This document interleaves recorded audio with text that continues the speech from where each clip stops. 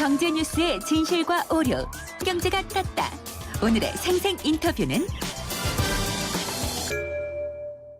네, 오늘 두 번째 생생 인터뷰입니다. 치솟 꼬이는 강남 재건축 아파트 분양가. 부작용은 없을지 알아보도록 하겠습니다.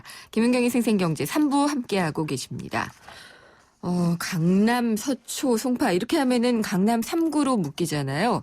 이쪽에 재건축 아파트 분양 가격이 하늘 높은 줄 모르고 오르고 있습니다. 평당 4천만 원. 정말 높은데요. 거품이 지나친 게 아니냐는 지적이 나올 수밖에 없습니다. 앞으로는 어떻게 될까요? 그리고 또 배경은 뭔지 알아보겠습니다. UNR 컨설팅의 박상원 대표 전화 연결했습니다. 안녕하십니까? 네, 안녕하십니까? 네. 이 강남 3구 재건축 아파트 분양가요. 네. 지금 얼마나 되는 거죠, 정확하게요? 네, 강남 3구라고 봤을 때 서초, 강남, 송파만 놓고 봤을 때요. 예. 최근에 이제 분양한 7개 단지를 보니까 이 3.3 제곱미터당 네. 그러니까 평당 분양가가 3,797만 원 꼴입니다. 그래서 아무래도 지금 뭐 분양가가 송파 헬리오시티라고 네. 이번에 이제 어제 이제 분양을 했었는데요. 이 헬리오시티가 평당 2,600만 원대니까 예. 실제적으로 이걸 뺀다 그러면은 분양가가 이제 4천만 원을 넘어가게 되는 거죠. 와, 그 경쟁률도 한 300 몇 대 1이더라고요. 네, 그렇습니다. 예. 네. 그렇군요. 근데 이게 네. 재건축 아파트 분양가가 왜 이렇게 많이 오르나요? 특히 강남 3구가요? 뭐 몇 가지 원인이 있는데요. 예. 일단은 뭐 경기가 좀 회복되고 이 부동산 시장이 전반적으로 회복세를 보이다 보니까 네. 또 일반 아파트 가격이 또 오르다 보니까 그 재건축의 그 분양 대상 아파트들이 이제 조합원들이 이제 분양가를 올린 겁니다. 네. 올리다 보니까 올려도 분양이 다 되다 보니까 실질적으로 계속 이제 그 분양가를 뭐 올리는 이런 요인이 좀 있고요. 또 그 분양가 상한제라고 실질적으로 그 이제 좀 폐지가 됐거든요. 그 민간택지 같은 경우가 이제 네, 보통 폐지됐죠. 강남이 민간택지, 나머지 뭐 공공택지로 나눠지는데요. 네. 민간택지 같은 경우는 이제 분양가 상한제가 폐지가 돼가지고 예. 실제로 조합원들이 이제는 그 시장 원리에 맞게끔 이제 뭐 분양가를 결정을 함에 따라서 분양가 계속 지금 뭐 오르고 있다 이렇게 볼 수가 있는데요. 그 아무래도 3.3 제곱미터 평당 이제 분양가가 4천만 원대가 이제 그 네. 아크로 리버 파크라고 이게 예. 그 분양을 했었는데요. 이게 한 1년 좀 된 것 같아요. 근데 이게 실제적으로 이게 이제 분양이 돼버렸거든요. 그러다 보니까 이제는 4천만 원 정도가 실제적으로는 이제 그렇게 뭐 그 비싸지 않다라는 게 이제 심리적으로 이제 많은 사람들이 또 생각을 하고 있고. 약간 부원해동하는 격인 것도 같아요. 네. 그렇죠? 그렇습니다. 이게 계속 오르고 있으니까 네. 너도나도 그냥 들어가는 효과도 좀 있지 않을까라는 생각도 약간 드네요. 좀, 예. 그렇습니다. 약간 좀 위험해 보이긴 보입니다. 그래서 일단은 뭐 전체적으로 이제 일반 아파트 가격보다 이제 재건축 아파트 분양가가 오히려 더 예. 많이 지금 오르고 있어요. 그래서 이제 예. 거의 뭐 상당히 많이 오르고 있기 때문에 약간 좀 불안불안하다 이렇게 볼 수 있겠죠. 예. 제가 그 생각하기에는요. 언론에 네. 이렇게 그 보통 주가도 그렇거든요. 지금 네. 뭐 최고치다 이렇게 나오고 이 네. 시장 뜬다 그러면은 이미 그 시장을 지고 있을 때가 많아요. 네. 그래서 지금 강남 재건축 들어가게 되면은 상투 잡는 것 아닌가요? 일단 여러 가지로 볼 수가 있겠는데요. 예. 일단은 지금 강남권에 지금 4천만 원대 최근에 분양한 단지들이 네. 지금 청약은 됐지만 계약률이 조금 지금 좀 안 되고 있거든요. 나중에 그런 게 미분양되는 거잖아요. 네, 예. 그런 계약이 좀 안 되고 있기 때문에 아무래도 지금 어느 정도 지금 뭐 어깨 위로 뭐 여기까지 올라오지 않았냐라는 이 시장의 분석이 좀 나오고 있고요. 예. 또 가장 중요한 게 이제 지금 뭐 청약을 해서 경쟁률 높다 그래도 실제 입주하는 거는 3년 뒤에 입주를 하게 되거든요. 그렇죠. 그런데 3년 뒤에 뭐 경기라든지 입주 물량이라든지 이걸 예측을 못했을 경우에는 아무래도 이제 상당히 좀 손실을 더 볼 수가 있기 때문에 네. 지금 이제 진짜 투자자들보다는 진짜 여유가 있는 이런 예. 자금을 좀 준비하신 분들이 이제는 좀 들어갈 시장 아닌가 생각을 하고 있습니다. 그렇군요. 그러면은 올해 아파트 가격이 오른 걸 보니까 평균적으로 한 6% 정도 올랐거든요. 네. 근데 이쪽 재건축 분양가를 보면 한 20% 이상 뛰었고요. 네. 근데 네. 이거 이상하긴 분명히 이상한 것 같은데 이게 더 갈 것 같으세요? 아니면은 좀 잦아들 걸로 보세요? 일단은 뭐 지금 뭐 호재와 악재가 뭐 여러 가지가 있는데 일단은 그 강남 외에 나머지 그 수도권 외곽 지역이죠. 네. 김포라든지 파주라든지 용인 일부 지역 같은 경우 현재 뭐 미분양이 좀 발생을 하고 있고 나머지 지역들도 이제 전세 가격도 좀 떨어지고 네. 매매가 안정이 되고 있기 때문에 뭐 강남구만 뭐 독야청청 뭐 계속 갈 수 없지 않겠냐라고 생각을 하고 있습니다. 그래서 예. 또 내년에는 아무래도 그 가계부채 관리 때문에 고정금리 있고 이제 어느 정도 증가가 되고 분할 상환으로 이제 계속 이제 되고 있고 현재 그 은행에서도 대출을 뭐 이제 실제 분양 시장에서도 좀 외곽 지역 쪽은 지금 대출이 잘 안 나가고 있어요. 아, 집단 그래요? 대출이. 예. 네, 그렇게 하고 좀 지방도 이제 DTI가 좀 적용된다고 이렇게 얘기하고 있고 은행권은 예. 자꾸 이제 그 대출을 이제 내년부터는 좀 이제 줄일 것으로 예상되고 있기 때문에 이미 뭐 그렇게 나왔죠. 예, 그래서 이제 조치가요. 분양 예. 시장은 뭐 이미 분양한 것들이야 네. 뭐 하겠지만 이제 초기 재건축 단지들이 또 시간이 좀 많이 걸리기 때문에 어느 정도 좀 전세 비율도 낮고 이런 지역들은 좀 조정이 되지 않을까 이렇게 생각을 하고 있습니다. 지금 이 강남 3구의 이 재건축 분양에 들어가신 분들은 아까도 언뜻 말씀하신 것 같기는 한데 네. 여유 있는 투자자나 여유 네. 있는 실수요자들이 대부분이겠죠? 일단 뭐 100% 그렇다고 볼 수는 없고요. 네. 아무래도 지금 민간택지 같은 경우 강남도 6개월 정도만 이제 당첨되고 있으면 전매가 가능하거든요. 네. 그러다 보니까 이제 그 강남권에 뭐 실제 지금 프리미엄이 뭐 분양만 잘 받으면 1억 억대 이상 프리미엄이 이렇게 그렇군요. 생기기 때문에 예. 일단은 뭐 계약만 하고 이제 전매를 하려는 분들이 젊은 분들도 이제 뭐 지난 해부터 많이 늘어났고요. 실제 뭐 네. 컨설팅 의뢰 오신 분들도 봤을 예. 때는 뭐 강남 아파트가 뭐 상식적이면 10억 최소한 10억 정도 있어야 되지 않냐라고 얘기를 해도 본인 자금 2억 정도 있는데 이제 막 들어가는 겁니다. 네. 결론적으로는 이제 전매하려고 이제 들어가는 분들이 많기 때문에 예. 이제는 뭐 이게 어느 정도 하려고 들어가는 수요도 이제 분양가가 계속 상당히 오르고 있기 때문에 이제는 예. 뭐 프리미엄도 많이 없어질 거고 만약에 네. 전매가 안 됐을 경우에는 이제 상당히 좀 힘들어질 수가 있기 때문에요. 이제 실수요 위주로 좀 들어가야 될 것 같습니다. 전매가 안 될 경우에는 그런 분들은 어떻게 되는 건가요? 이거 전매를 상당히, 목적으로 샀다가 예. 상당히 분양권 같은 경우 예전에 뭐 2007년이라든지 2008년이라든지 특히 그 부동산을 가장 잘한다고 하는 그 부동산 중개하시는 분들이 네. 실제로 분양권 시장에 들어가가지고 분양권을 뭐 10개, 20개씩 이제 네, 네. 잡았다가 있었죠. 이거를 전매를 못 해가지고 예. 본인들이 상당히 좀 신용불량이 되고 뭐 연락이 안 되고 이런 분들이 상당히 많았어요. 연락이 안 되고요. 이제 부동산 네. 잘하신 분들도 예. 시점을 잘못 잡으면 상당히 힘들어지거든요. 그러니까 그렇군요. 이 시점에서는 전매 목적으로 들어가지 마시고 자기 자본이 최소한 분양가의 한 60% 정도 가지고 있어야 되지 않나 이렇게 생각을 합니다. 분양가 네. 60% 정도는 자기 돈으로 네. 들어가는 게 좋겠다라는 네, 그렇습니다. 말씀이시고요. 네. 그러면은 그 어쨌든 이 전매를 목적으로 사신 분도 있고 미분양 우려도 분명히 같이 있고요. 그렇게 네. 되면은 그게 전체 부동산에 미칠 영향도 적지는 네. 않을 것 같아요. 그렇습니다. 아무래도 그 미분양이 되고 뭐 집값이 하락이 된다 그러면은 아무래도 2008년도, 2009년도에 그런 부동산 시장이 다시 한번 또 2년 뒤에 또 1, 2년 뒤에 돌아올 수가 있습니다. 예. 그래서 당장 내년부터 뭐 금리 인상이라든지 뭐 여러 가지 은행권의 대출 규제라든지 이게 또 겹치게 되고 뭐 2년 뒤에 또 입주 물량이 겹치게 되다 보니까 예. 상당히 뭐 기존 주택 시장도 좀 힘들어지는 또 이런 것도 발생할 수가 있고 은행도 일부 이제 부실화를 우려해 가지고요. 지금 뭐 대출을 상당히 좀 신중하게 지금 뭐 이렇게 결정을 하고 있기 때문에요. 네. 상당히 좀 조절을 좀 해야 되지 않을까 이렇게 보고 있고요. 알겠습니다. 그래서 아무래도 지금 네. 뭐 하여튼 가장 중요한 거는 지금 당장 뭐 프리미엄을 생각하지 마시고 예. 2, 3년 이후에 예. 입주 시점에서 과연 그 경기, 그 다음에 입주 물량, 그러면은 뭐 전세가 실제 안 나갔을 때 월세로 돌릴 수 있을 것인가. 예. 이거를 잘 생각하셔가지고 분양을 받으셔야 될 것 같습니다. 그러면 지금 이거는 조금 다른 질문이기는 한데요. 이 재건축 때문에 전세난이 더 심해졌었잖아요.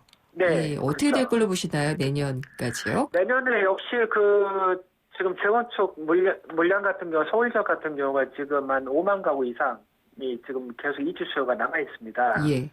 그래서 지금 뭐 내년 최소한 상반기까지는 지금 뭐 여러 가지 원인, 뭐 가장 큰 이유가 이제 저금리가 아직까지 예. 지속이 되고 있기 때문에 그 보증월세가 계속 물량이 나오고 뭐 전세가 이제 네. 가뭄의 콩처럼 나오기 때문에요. 전체적으로 알겠습니다. 그 전세 시장은 내년에도 좀 재건축 쉽지 이주 않다. 수요라는 저금리 때문에 예. 계속 오를 것으로 예상이 되고 있어요. 네, 예, 잘 들었습니다. 감사합니다. 네 감사합니다. UNR 컨설팅의 박상원 대표였습니다. 불에 타 허물어진 낡은 벽. 그 벽을 파고드는 찬바람에 다은이의 두 볼은 언제나 파랗게 물들어 있었습니다. 그런 다은이의 두 볼을 녹여준 건 좋은 이웃들의 따스한 손길이었죠. 당장이라도 무너질 듯 위태롭던 집이 튼튼한 새 집이 되었습니다. 다시 만난 다은이의 볼은 행복한 웃음으로 붉게 물들었네요. 우리 아이들의 행복한 변화, 누가 만들까요? 여러분이 좋은 이웃이 되어주세요. 후원문의 1599-0300 굿네이버스. 비가 옵니다. 비 오는 날은 대리기사님들이 적게 출동하니까 상담원 소연이도 바쁜 날이에요. 하지만 저에게는 아직 12분의 기사님이 남아있지요. 대리운전은 지금부터다. 좌우로 정렬 2588 눌러줘요 2588. 네, 생생경제 3부는 여기까지고요. 4부 이어집니다. 은퇴솔루션 시간에는 내년부터 새로 시행되는 주요 연금제도 중에서요. 경력단절 여성의 추후 납입제도 알아보겠고요. 또 지난 주말에 광화문 근처에서 큰 집회가 열렸었죠. 생생로펌에서는 이 시위로 발생한 소득에 대한 배상 가능성 알아보도록 하겠습니다. 잠시 후에 뵙겠습니다. 찬바람이 부는 요즘 건설 현장에서의 안전점검 이상 없으신가요? 건설 현장은 높은 곳에서 이뤄지는 작업이 많고 날씨의 영향을 많이 받다 보니 크고 작은 재해가 끊이지 않고 있는데요. 특히 최근에는 외국인과 고령의 근로자들이 건설 현장에 많이 유입되면서 그 우려가 더 커지고 있습니다. 건설재해 예방을 위해서는 첫째, 근로자는 안전보호구를 꼭 착용하고 작업장 내 안전수칙을 준수해야 합니다. 둘째, 사업주는 규정에 맞게 안전시설을 설치하고 정기적으로 안전교육을 실시해야 합니다. YTN 라디오 스스로 산재예방 캠페인은 고용노동부와 안전보건공단이 함께합니다. 행복한 미래를 위하여 은퇴솔루션. 예, 은퇴솔루션 시간입니다. 미래에서 은퇴연구소의 김경록 소장님 나오셨습니다. 안녕하십니까? 예, 안녕하세요. 네, 예. 바쁜데 늘 나와주셔서 감사합니다. 아닙니다. 제가 네. 감사합니다. 예. 아니, 서로 또 이렇게. 예, 오늘의 주제는 경력단절 여성들에 대한 그 연금 추후 납입제도를 예, 들었거든요. 그렇습니다. 예.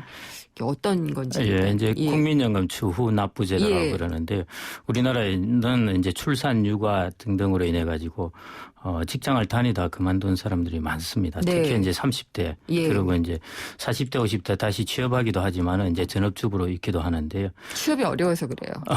예.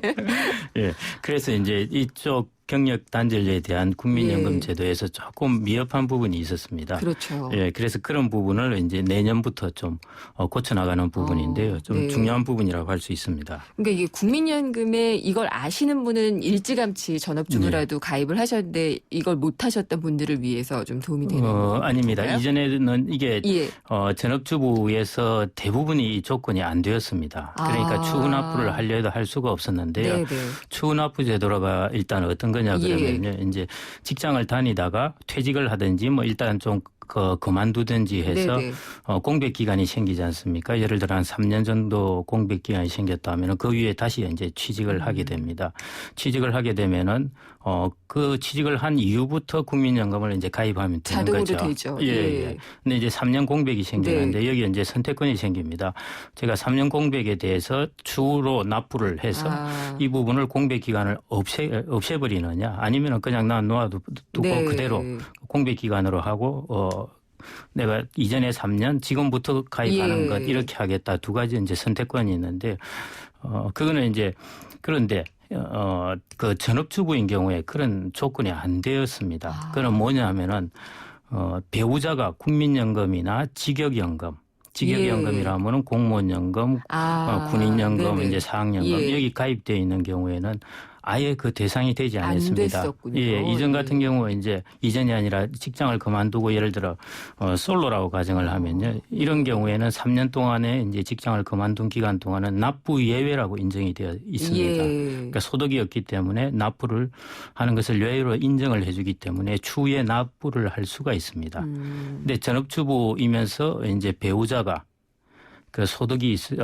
있어서 국민연금이나 그게 가입하고 있을 경우에는 아예 국민연금 가입 의무 대상이 되지 않는 겁니다. 그렇군요. 예. 그러면 아까 말씀하신 대로 예. 경력 단절이 한 3년 정도 되고 재취업을 했다. 예. 그래서 그 3년을 메울 수 있게 제도가 바뀌는 건가요? 그렇습니다. 정확하게 그런 셈입니다. 이전에는 그러면은- 재취업을 하든지 예. 두 가지 방법이 있죠. 재취업을 하는 네네. 것도 있고 또 임의가입 제도도 있지 네. 않습니까?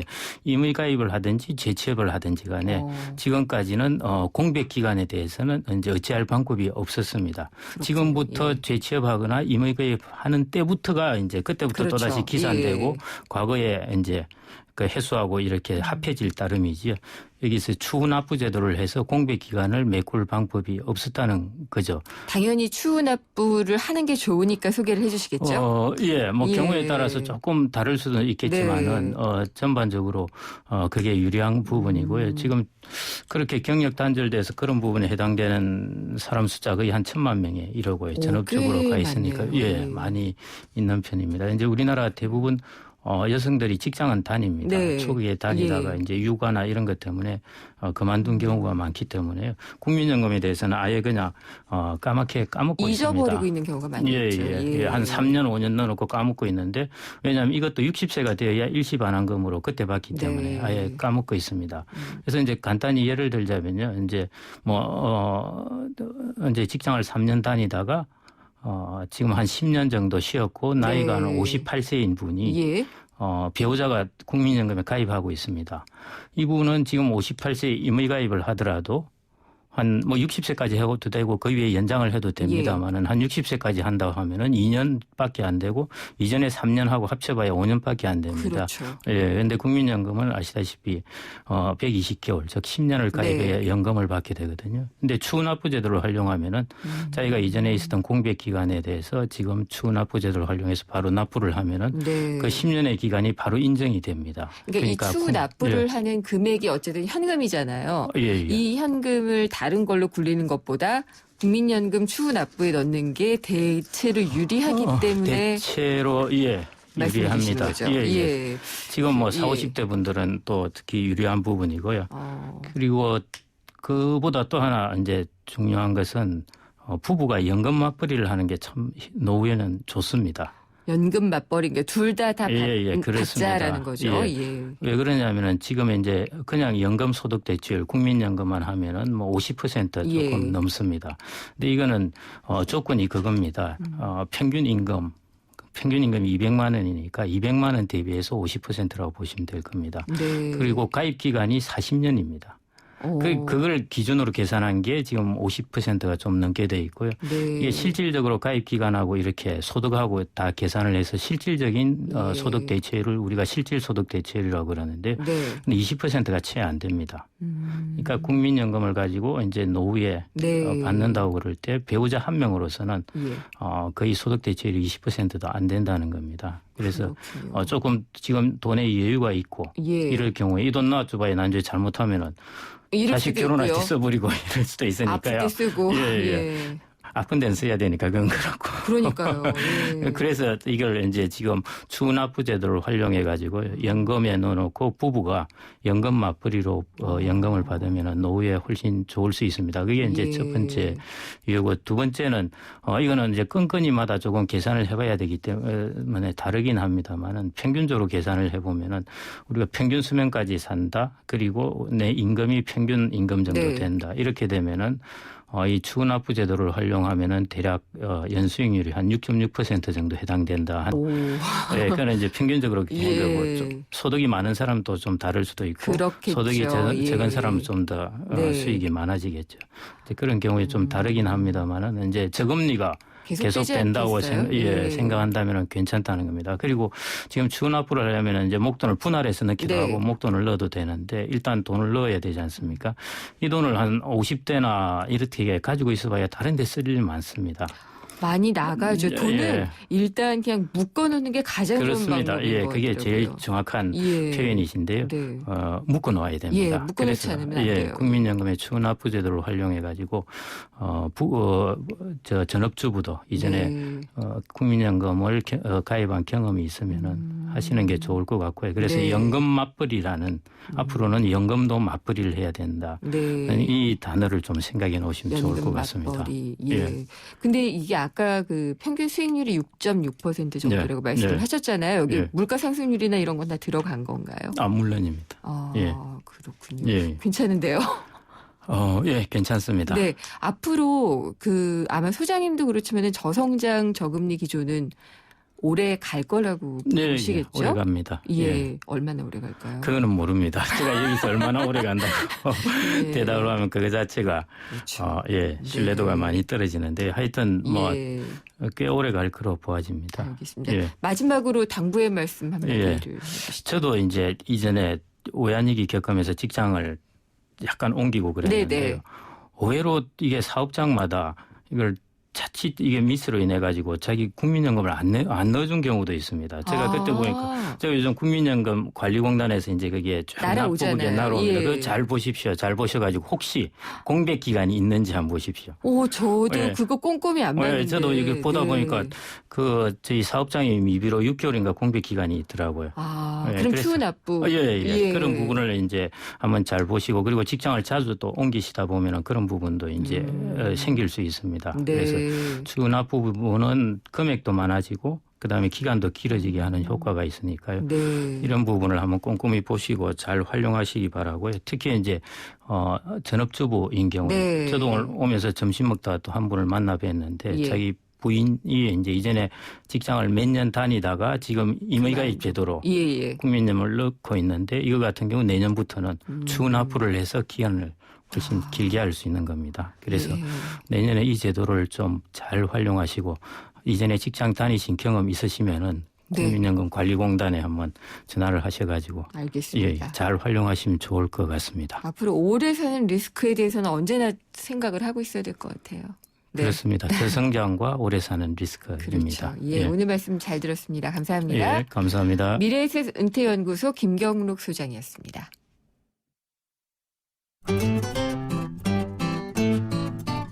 생생경제를 다양하게 만나는 방법. YTN 라디오 앱 예스와 웹사이트 김윤경의 생생경제 또는 트위터 YTN_이코노미로 실시간 듣기와 다시 듣기를 하실 수 있고, 방송 내용에 대한 문의와 의견을 주실 수 있습니다.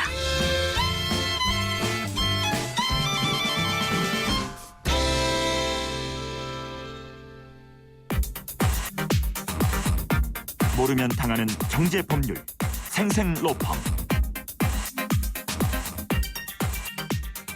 네, 생생로펌 시간입니다. 법무법인 조율의 신용진 변호사가 전화 연결돼 있습니다. 안녕하십니까?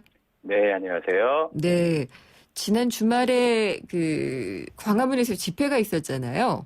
네네. 굉장히 많은 분들이 참석을 했었고, 이게 예. 이제 과잉하게 진압을 했다, 혹은 또 뭐 그건 폭력 시위였기 때문에 그럴 수밖에 없었다, 뭐 여러 가지 공방이 있었거든요. 예, 그랬었죠. 법적으로 보면은 이거는 어떻게 볼 수가 있는 건가요? 예, 일단은 뭐 제가 이번 시위 사태에 대해서요. 네. 어떤 법적인 전반적인 평가를 제가 드리기는 좀 외람된 것 같고요. 네네. 민사상으로만 예. 어떤 사고나 손해가 발생했다라는 점에 대해서 좀 말씀을 드리고 싶습니다. 그러니까 뭐 사고라든지 손해라든지 이런 것들에 대한 말씀을 해주신다는 그렇습니다. 거죠? 흔히 말하는 민사상 손해에 대해서 말씀을 드리고 싶은데요. 일단 경찰의 입장에서는 경찰 차량이 50 이상 파손됐고 경찰 대원이 130여 명 정도 부상을 입었다라고 이렇게 집계 결과를 발표했는데요. 네. 그러면서 손해액 또한 수십억 원에 달할 수 있다라고 이렇게 발표를 하고 있죠. 네. 근데 이제 반면 보도에 나오진 않았지만요. 시위대의 입장에서 본다면요. 한 68세의 농민 한 명이 왜 물대포의 얼굴을 맞아서 그렇죠. 쓰러졌잖아요. 예. 그래서 이제 의식불명의 상태에 아직까지 빠져 있는 것 같은데요. 예. 그 이외에도 30명 정도의 부상자가 발생됐다라고 네. 그렇게 알려져 있죠. 예. 근데 그분들 또한 경우에 따라서는 치료비라든지 위자료를 청구할 수 있을 것 같은데요. 금액 또한 상당할 걸로 이렇게 예상이 됩니다. 어떻게 그런 것은 계산할 수가 있나요? 계산하는 거는 글쎄요. 일단 나중에 나중에 이거는 계산을 해보고 드리고요. 경찰 측도 시위대에 대해서 일단 손해배상을 청구한다라고 얘기는 했거든요. 네, 그것도 가능하긴 한 건가요? 예, 일단은 모든 과격한 시위다라고 해서 적용할 수 있는 것은 아니고요. 네. 아주 특별한 경우에만 손해배상 청구가 인정돼 왔습니다. 예를 들면은 2009년 때 쌍용차 공장 점거 사태가 있었던 거 기억하실 텐데요. 예. 그때 이제 경찰 측이 노조하고 노조원을 상대로 해서 한 13억 원 청구를 했었고요. 예. 그다음 회사 측이 30억 원 정도 손해배상을 청구해서 인용받은 적이 있었죠. 그렇죠. 예. 시위로 인한 손해배상 청구는 제가 속단해서 말씀드리기는 어렵습니다만은 청구한 금액의 한 90% 정도는 보통 인용이 되고 있다라고 합니다. 그래서 이게 사실은 조금 사회적인 물의를 일으킨 바가 있었다라는 생각이 좀 들기도 하거든요. 그럴 수 있습니다. 예. 왜냐하면은 이게 해고에 대해서 시위를 했던 것이고 불가피한 부분이었는데 그렇게 됐었기 때문이고요. 그러면은 경찰이 그렇습니다. 손해배상을 청구를 해서 배상받을 수 있는 손해 어떤 것들이 되나요? 만약에 배상이 인정된다고 했을 경우라면요. 파손된 경찰차의 수리나 교체 비용, 그다음에 부상을 입은 경찰들의 완치될 때까지의 필요 비용과 위자료 등이 될 것 같습니다. 여기서 조심해야 될 게 있을 것 같은데요. 아까 잠깐 말씀하셨듯이 만약에 이제 시위대가 경찰차를 파손하게 된 원인이 집회의 자유를 방해하는 차벽 있죠? 예, 그게 위법하다는 얘기가 있으니까요. 위법하다라는 의견이 많이 있는데요. 위법한 상태를 제거하기 위해서 어쩔 수 없는 방법이었다라고 만약 인정이 된다면요. 경찰차 파손으로 인한 손해는 배상받을 수가 없습니다. 아마 그렇겠죠. 네, 또 부상을 입은 경찰들이 안타깝긴 합니다만은 치료 비용도 마찬가지인데요. 경찰 쪽에서 먼저 선제적 공격적 과잉 진압을 만약 했었다라는 점이 혹시라도 밝혀진다면요. 거기에 대해서 저항하는 방법과 한도는 정당한 걸로 평가가 될 수 있겠죠. 정당행위로. 그러한 경우라면은 경찰관이 입은 피해도 배상받기가 좀 힘들 걸로 보입니다. 그리고 이제 이것도 먼저 했느냐 뭐라는 이제 논란거리가 될 수 있을 텐데 어쨌든 물하고 캡사이신이 들어있는 물대포가 쏘아졌잖아요. 이것도요. 이 사용한 비용을 이제 아마 경찰 쪽에서는 청구를 하게 될 것 같은데. 그렇습니다. 그것도 매우 첨예하게 이제 들이댈 수 있는데요. 근데 일단 사견을 전제로 해서요. 만약에 그거를 손해배상 청구할 수 있다고 한다면은 폭력 시위가 아닌 경우에도 보통 최루액과 물대포가 사용될 가능성이 상당히 있거든요. 이거는 그다음에 사실 법적으로도 안 되는 게 아닌가? 이거는 써도 된다고 되어 있나요? 매우 제한적인 경우에 사용할 수는 있습니다. 매우 제한적인 경우에? 아주 극한적인 경우에 사용할 수 있는 거는 적법한 걸로 돼 있고요. 다만 손해배상 청구에 이거를 만약 인정하게 되면요. 최루액 기타 물대포 사용 비용을 남용할 수가 있어요. 예. 그 남용 가능성이 있기 때문에 최루액화 물대포 관련한 사용 비용은 원칙적으로 시위대에게 청구할 수 있는 손해가 될 수 없다라고 이렇게 판단이 됩니다. 아, 그럴 수 있을 것 같습니다. 예. 네. 근데 쌍용차 공장 점거 사태 때와 조금 다르게요. 예. 이번 광화문 시위 때는 굉장히 다양한 그 단체들 그리고 예. 개인들이 나와서 집회를 같이 했던 경우였었잖아요. 예, 그렇죠. 특히나 복면을 한 분들이 있었고 모자나 마스크를 써서 신원이 밝혀지지 않는 그런 사람들이 있었기 때문에 경찰이 손해배상을 누구에게 어떻게 청구를 하게 될지 이런 사람들은 아마 포함이 안 되지 않을까요? 그렇습니다. 그 대상이요? 대부분의 시위에 참가하신 분들은 평화적으로 하셨다라고 알고 있고요. 그 중에서 이제 일부 시위 대원께서 폭력이라고 표현되는 그런 행위를 하셨고, 네. 그 중에서 또 일부만이 복면을 하셨던 것 같아요. 네. 근데 어쨌든지 간에 현실적으로 복면을 하거나 정체를 파악할 수 없다면은 배상을 받는 것은 어렵겠죠. 알겠습니다. 네, 그렇습니다. 그리고 네. 서두에 말씀을 하셨지만은 농민 한 분이 지금 물대포로 인해서 혼수 상태에 빠지셨잖아요. 예. 그리고 또 수십 명이 부상을 당했는데 이분들이 손해배상을 청구할 수 있는 가능성은 어떻게 되나요? 있다라고 보입니다. 있다. 일단 각종 보도에서는 경찰 측에서 왜 시위 대원한테 혹은 시위를 주도한 단체한테 청구를 하겠다는 내용이 나오고 있는데요. 예. 만약에 이번 사태가 위법한 과잉 진압이었다라고 평가받게 된다면 거꾸로 시위대가 부상당한 손해를 국가에 배상 청구를 할 수가 있습니다. 할 수 있죠. 있습니다. 근데 이게 과잉 진압이라는 것을 증명하는 것도 원고 측에서 해야지 되는 건가요?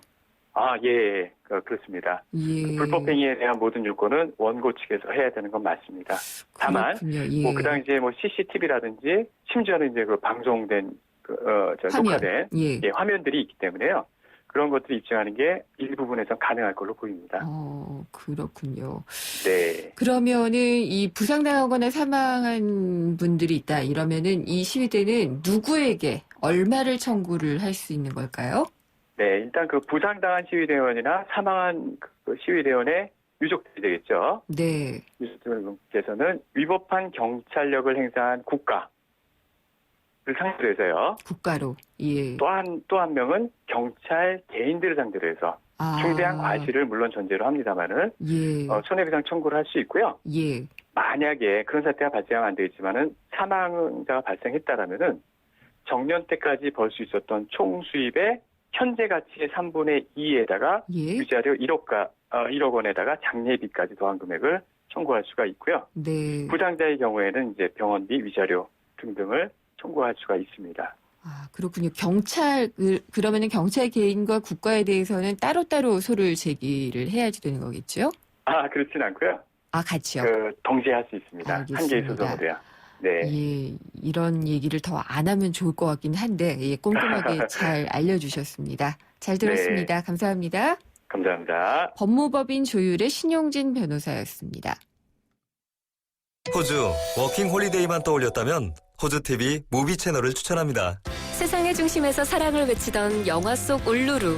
호주는 카메라만 들면 영화가 되는 로맨틱한 곳이네요. 내 마음속엔 호주가 온에어되고 있다. 호주 시드니 브리즈번 주 10일의 운항. Excellence in Flight Korean Air. 대한민국과 프루지오가 함께 만듭니다. 누구나 부담 없는 뉴스테이에서 행복한 마을 공동체까지 당신이 더 행복한 뉴스테이. 동탄 행복마을 프루지오 12월 오픈. 1800-0277 대우건설. 금융회사에게 묻습니다. 안정적인 수익에는 뭐가 제일 중요할까요? 어떻게 해야 제 연금을 잘 키울 수 있죠? 미래에셋증권이 답합니다. 글로벌 자산 배분하세요. 세액공제로 절세 효과까지 준비된 연금 전문가 미래에셋증권. 투자 손실에 유의하세요. 11월 한 달 더 넥스트 스파크 살 땐 잊지 마세요. 하나, 하루 3,000원으로 부담 없이 사거나 둘, 삼성기어 S2를 받거나 셋. 어떤 차종이든 3년 이상 된 차종 보유 고객은 20만 원 추가 할인까지. 전시장 및 홈페이지 참조. 선수율 15%, 금리 5.5%, 유효할부 48개월, 유효율 최고 70%, LS&T 모델 기준. Chevrolet, find new roads. 안녕하세요. 유플러스 모델 보아입니다. 최신 영화, 미드부터 인터넷 강의와 맛집까지 보고 싶은 비디오를 검색하면 카테고리별로 보기 쉽게 정리해주는 국내 최초 LTE 비디오 포털. 이제 보고 싶은 비디오 마음껏 즐기세요.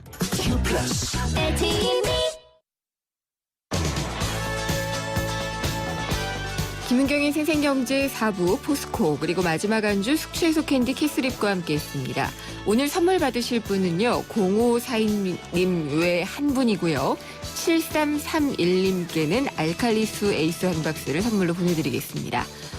내일 금요일입니다. 금요기획 있는데요. 주제는 누리과정 보육료에 대한 논란입니다. 해결책이 있을지 한번 알아보겠습니다. 내일 찾아뵙겠습니다. 김은경이었습니다.